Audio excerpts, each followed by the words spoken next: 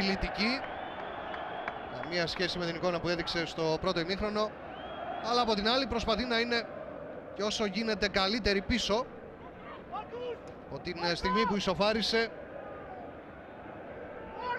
για να μην αφήσει την ΑΕΚ, η οποία θέλει να επιτεθεί και να ξαναπάρει προβάδισμα, να μην την αφήσει να το κάνει. Ο Κορδέρο, το σου, την μπάλα κοντράρει, γκολ! Από τον Κατίδη, νομίζω σε αυτόν κοντράρισε η μπάλα και αυτός είναι που πανηγυρίζει έξαλα και δείτε πως τον κυνηγάνε οι συμπαίκτες του για να πανηγυρίσουν όλοι μαζί τον γκολ που ξαναδίνει προβάδισμα στην ΑΕΚ στο 84ο λεπτό.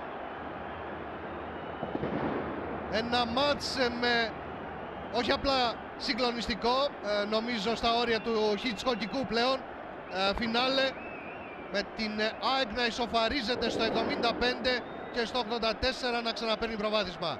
Δείτε τη φάση, οι Βεριώτες δεν καταφέρνουν να απομακρύνουν την μπάλα. Ο Κορδέρο σουτάρει με δύναμη, ο Κατίδης βάζει το πόδι του, αλλάζει η πορεία της μπάλας, ο Λόπες δεν μπορεί να αντιδράσει. 2-1 η ΑΕΚ με τον γκολ του Κατίδη.